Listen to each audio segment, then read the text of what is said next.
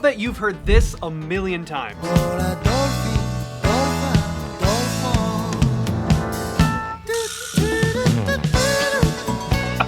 Right? It was obviously a massive TikTok trend, and you probably feel one of two things when you hear this. Either, I'm so happy, or just absolute, I am so sick of hearing this stupid sound over and over and over again. TikTok has that effect on a lot of things, I feel like. Despite it being overplayed so much, this song is stunningly good. And I had actually never heard the whole thing until I stumbled across it on accident, and I didn't even know that it was the TikTok trend until I hit that part. I was too busy being enamored by what goes on in the rest of this song. This song is absolutely insanely incredible. It has absolutely wild harmony, yet it works in the most seemingly simple way. And it's just one of the many instances of absolutely incredible music from the Japanese city pop era of the 1980s. So let's check out Kingo Hamada's Machi no Dorufin. I do not know how to say that, but listen.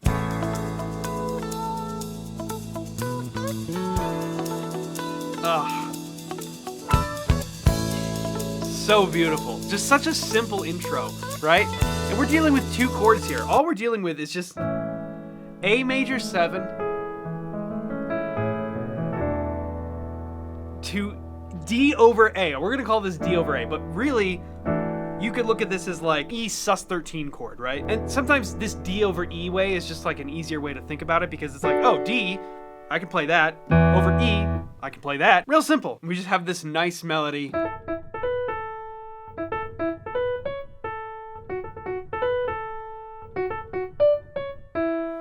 With those hits in there. That's so cool. Those hits are so nice. So we set up this really simple, beautiful intro, but then randomly we drop it into this.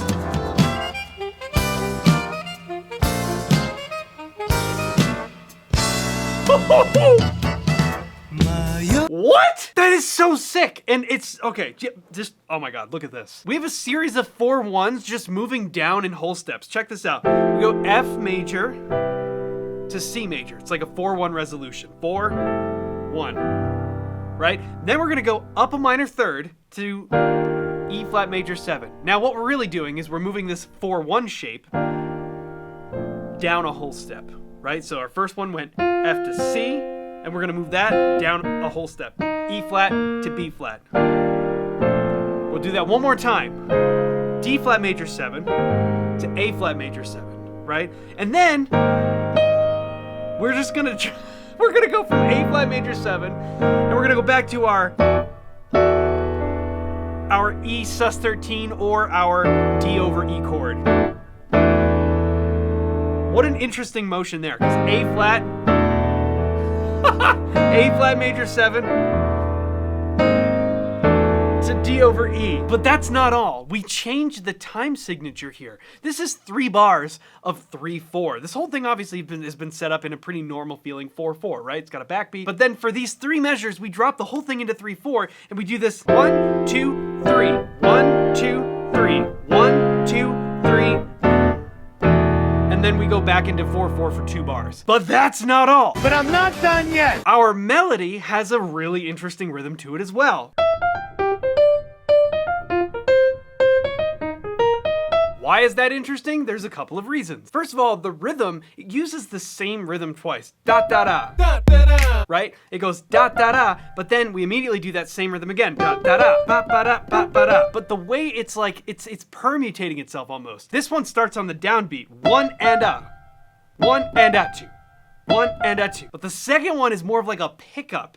E a 3. 1 and a E a 3. 1 and a E a 3. We just continue that down with our whole step pattern. 1 and a E a 3. 1 and a E a 3. 1 and a E a 3 and 1. So we have all these different factors. We have the time signature change. We have the cool harmony of the 4-1 moving down a whole steps. We have the melody, which starts on a major 7. Check that out. And it ends on the 9. 1, 3, 5, 7, 9. That's so cool. I didn't even notice that until now. Starts on the major 7th, ends on the 9th. Major 7th, and then the 9th becomes the major 7th of the next chord. Ah! Why is music so cool? Okay, hold on. Major 7th, 9, major 7th, 9, major 7th, 9. I can't play anything right. It's too good. Do you want to supercharge your ability to enjoy music? I like the sound of that. If you've ever watched this channel and thought, oh, that's kind of neat. That's pretty neat. How I just can listen to things and immediately know how they're constructed. All I'm doing is I'm using a pretty basic understanding of the building blocks of music, and I use my ability to play the piano to contextualize and make sense of it all. And you can do the exact same thing, because that's why I built the Intro to Piano course. In the past, I've supported this channel in the traditional YouTube sense with like sponsorships, but I always thought it would be so much cooler if I built something myself that was directly for you, that could be something useful instead of just, I don't know, a random promotion to some company that's not really relevant to either of us. That is how my courses were born. And I set out to package everything I know about what I do on this channel, the way that I'm able to just listen to things and immediately know how they're constructed and tell you, break them down, how they work. And let me tell you something. It brings your enjoyment of music to levels you didn't even know were possible. I mean, I have so much fun sitting here breaking this stuff down, and it's because I just understand some basic things about how music works. In the Intro to Piano course, I'm going to give you the tools not only to start playing a little bit of this instrument, but also to understand those building blocks of music. And the more you familiarize yourself with them, the more you can listen to anything and immediately know how it's constructed, just like I do. And right now it is 50% off, but only until the end of this week. So time is running out to take advantage of that deal. There is a link in the description down below. And like I said, that is the absolute best way that you can support the channel. If you enjoy the content that I make here, it is the best, most direct way to help me continue to make this content for you. I am so appreciative of your support, and I really hope that you'll take advantage of this, because it is so much fun to be able to listen to this stuff and just know, oh yeah, that's this, that's this, that's this, that's this. You pick up on all the little details of what the composer did, and you're just like, whoa! It is so much fun. I love making these videos, and so your support helps that continue. And by taking advantage of it, you can also learn a lot of this stuff for yourself. So link in the description down below. Thank you so much for your support. Let's keep going. We haven't even gotten to the melody yet.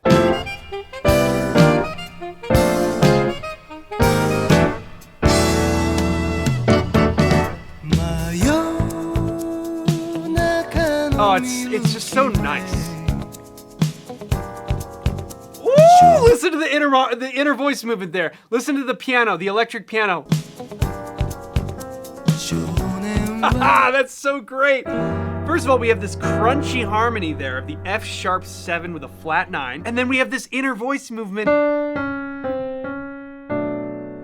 leading us to the next chord, which is B minor 7. The harmony is already so rich, right? We started at A, and we're just gonna walk up diatonically here, A major 7, B minor 7, C sharp minor 7. Oh, it's so nice. And then, woo, right? And that flat 9 works so well here because here we set up this C sharp minor 7, and this note can just fall by a half step. And then another half step leading to the B minor 7 chord. It's just really a nice motion that doesn't require much jumping around at all, so it sounds very nice to our ears. Yeah. Woo!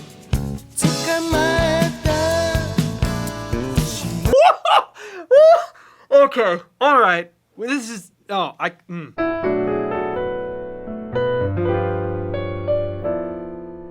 That's already sick. We have a 2 chord B minor 7, and then we have a G7 chord.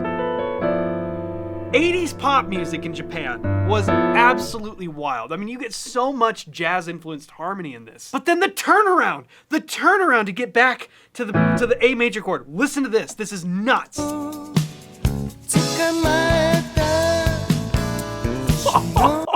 Okay, so here's what we would normally expect. We're gonna go from C sharp minor 7, and we gotta turn this thing around to get back to A major, so we're gonna start our next phrase or our next part of that verse, right? So normally we would go, that'd be very normal, right? And in fact, we've heard this already.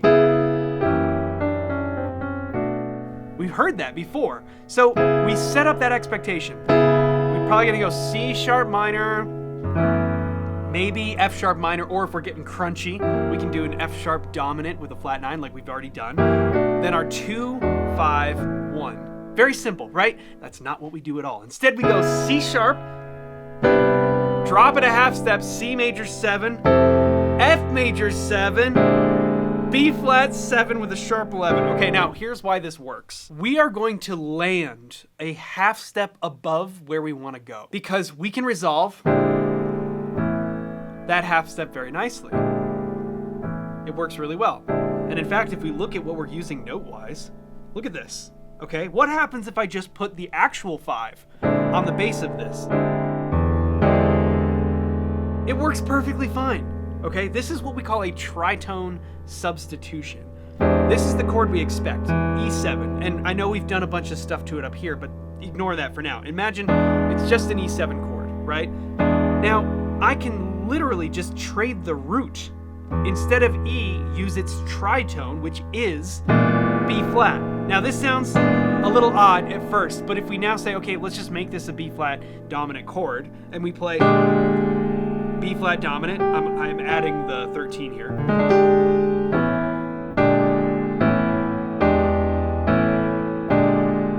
It's the same thing, it accomplishes the same thing. That's why tritone substitutions work so well. So we started here on the C sharp minor chord, and instead of going around like we would expect ourselves to, we're gonna go C major, F major, but here's the cool thing, remember what we just said about tritone substitutions. Every chord in this sequence is a tritone sub. Here are the two things that we expected. C sharp, F sharp, B, E, to get us back to A. And instead, if we substitute all of those out for their tritones, starting on C sharp, now we're gonna use tritone subs the rest of the way down. C, F, B flat, and it still allows us to resolve to A because we're only a half step away. And it has a lot of the same tones that want to resolve. It's just the same way that E7 does. We're just changing the root, basically. So when we put them together, we can see why it works so well, and every chord in that sequence is a tritone sub. The complexity of this harmony is just amazing, and it makes it sound so simple and obvious, and that's the beauty of it. Using complex harmony doesn't have to sound complex. Now we're wrapping this up. Yeah. That one's an easy one because we're here on A and all we're doing is going major triad in A, down a whole step. G over A. G over A. A, G over A. A, G over A. We're using that cool kind of rhythmic thing. 4.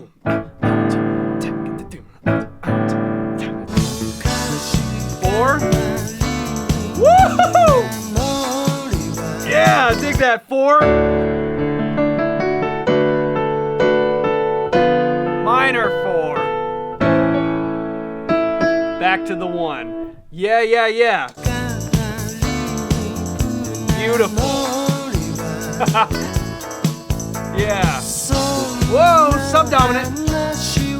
Right? Because our B, we would normally expect it to be minor, and now we flipped it and we've made it dominant. You can do that with pretty much any chord in the diatonic sequence that would be minor. You can just make it dominant if you want.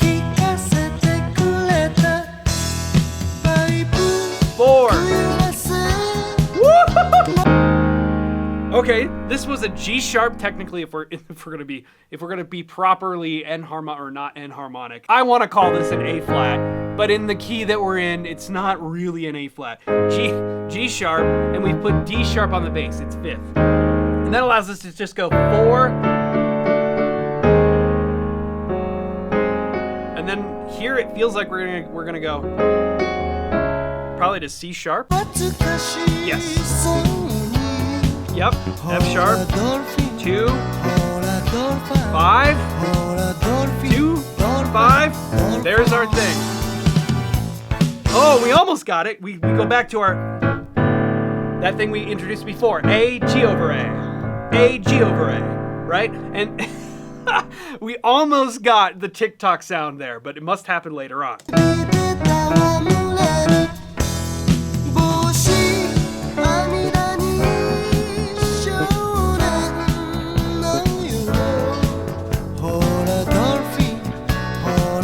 Here we go, this is it.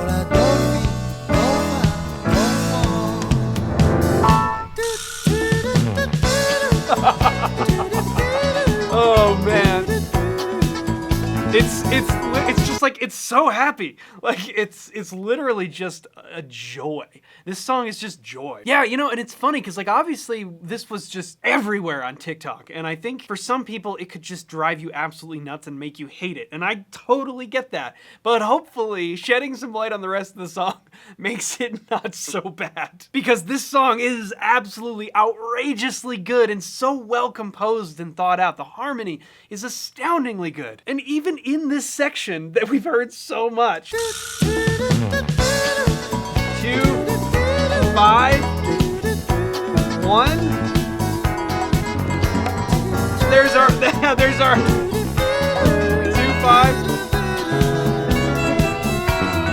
Oh, that's so good. So very, very simple harmony, but very effective. We went 2, 5, 1. And then we used that 6 chord, our F sharp 7 with the flat 9. 2, 5, and instead of going to 1 again, we go to C sharp half diminished, or C sharp minor 7 with a flat 5. Same thing, back to our 5 chord, our F sharp 7 with a flat 9. And we can kind of just go around in circles for as long as we want.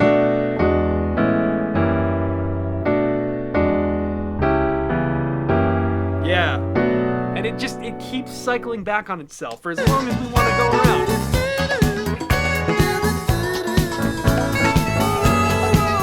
Yeah.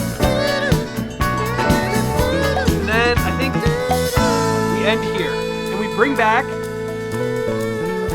our intro.